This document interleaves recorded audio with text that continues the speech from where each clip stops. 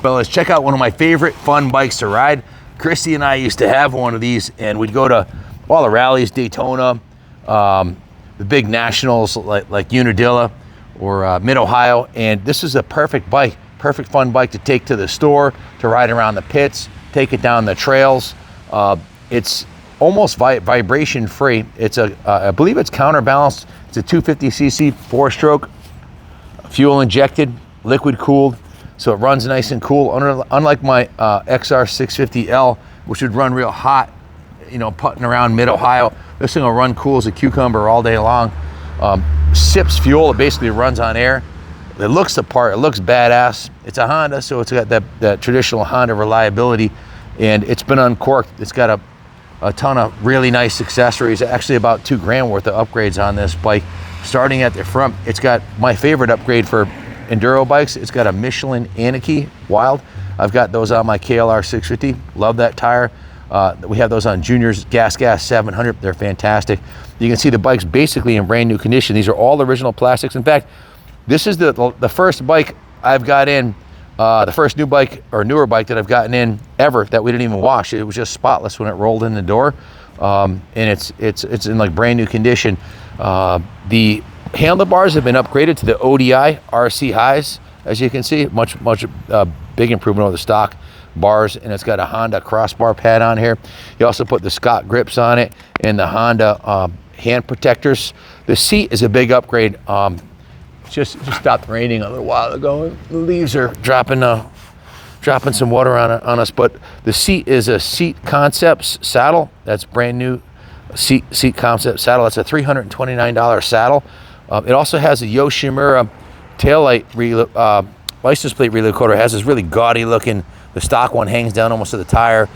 Doesn't look right. This is the Yoshi plate relocation kit. And it has, check out the Yoshimura license plate item it's got on there. So take a look at the pipe. That's a Yoshimura RS4 duplex chamber Yoshimura pipe with a carbon fiber and stainless. Absolutely gorgeous. That's a pricey pipe. We went online, check them out. They're $659. It's an expensive pipe. The chain has been upgraded to a gold chain, and of course it's got a Michelin Anarchy Wild on the rear also. So it has a Moose Racing rear brake pedal with the red anodized tip on it. It's got a red anodized oil plug.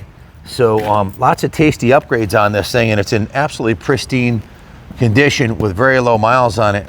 Let's see, what was it? 3,488 miles. Runs perfect, looks perfect. If it looks like a duck, it quacks like a duck, right? It must be a duck. This is a absolutely pristine, mint original bike. Check out the shifter too. It's got a revolver shifter on there with the anodized, the knurled tip and the anodized tip, and it says revolver shift on there. It's pretty badass. So the pipe makes it stock. They're extremely quiet and a little bit down on power, but once you uncork them, they run awesome. And it's a 6-speed overdrive, so if you wanted to take it, if you had to take it on the highway, you could. It's not the ultimate highway cruiser, but it's very flexible. You can putt around the pits at 4 miles an hour or do 70 miles an hour down the highway. Bike's never been off-road, but it does have the crash protector on there. That's a really nice aluminum engine case protector. If you decided you did want to take it off-road, you won't destroy your frame or your cases. Electric start, totally bulletproof, quick revving, 24 horsepower, only 322 pounds, double overhead cams, and 4 valves. 6-speed close ratio transmission. It has a top-notch Showa suspension front and rear. Classic CRF look. Really high quality finish. All the switches and everything on it, all the hardware is really nice. Really nice. Bike's obviously been babied and never abused. Super clean, fully serviced. We just went through it ourselves here at the shop. Wizard went through it top to bottom here. So I think I covered all accessories. The seat, the Yoshi pipe, the bars, the Scott grips, the crossbar pad, the gold chain, the Michelins, the shifter, the Moose brake lever, the hand guards, and of course the Yoshimura exhaust and the hand guards. So we went right through it, gave it a full tune up. It's got a full tune up. I'm shot. I need a coffee. It had a full tune up, They put Spectro 1040 engine oil in it, non-ethanol VP fuel, a new oil filter, the Michelin anti-key front tires brand new. The front and rear brakes fluid was flushed and replaced. Cleaned and inspected the sprockets, installed the new gold chain. That's about it. Full nut and bolt check. Like I said, with 3,000 miles, I really didn't need much. So just an oil change and a little going over.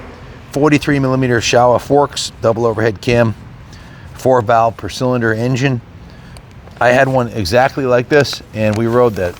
I beat the living shit out of mine, like ruthlessly, for several years, and they're absolutely bulletproof. It's a typical Honda 250. Now the race version of this would have 50% more horsepower. The CR250F, the R model.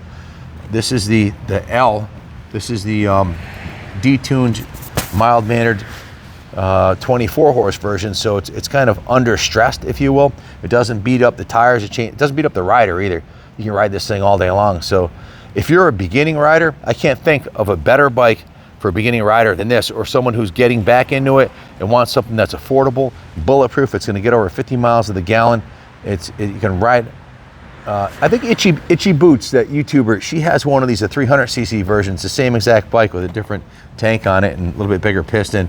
She's riding it around the world, all over the place. So they make good adventure bikes too.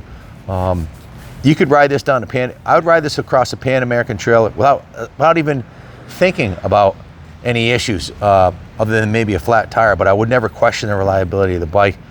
They're got a history of being very reliable, including the one I had. So the only reason we sold mine is it was a great pit bike, which is what I used it for mainly, to haul Christy and I around on it. We'd cruise around the pits on it. This one has the passenger peg upgrade on it too, which is nice. So, and this seat is definitely a little more cushy for the passenger than the stock one. It's wider too. That seat's at least 2 inches wider than the stock saddle. You can see how it bows out in the middle right here. So for the rider and passenger, it's going to be a little more comfy for sure, no doubt about it. So, and if you're an old pro like me and you want a bike that you just hop on and ride for fun and trail ride and cruise around on without trying to kill yourself, I mean, you're not going to huck the triple jump on this thing or catch the holy in the 250 class. But if you want, as far as smiles per miles and smiles per dollar, I can't think of a better used bike on the market than the 250L. So find one that's got low miles like this, that's got $2,000 of upgrades on it. You know, price out all these options and ask the shop what it's going to cost you for them installed, and you'll have a $2,000 receipt. So this is way nicer than the stock one, beyond a shadow of a doubt, and it's basically brand new condition. We didn't do a drive-by, did we? Probably won't. I normally do a drive-by on the road, but the roads are really wetting up now, and I don't really want to get this thing dirty. It's going right in the showroom. It's going right into the museum, exactly how it is. So we'll have the boys wipe it down, and it'll be on the 3rd floor of the museum.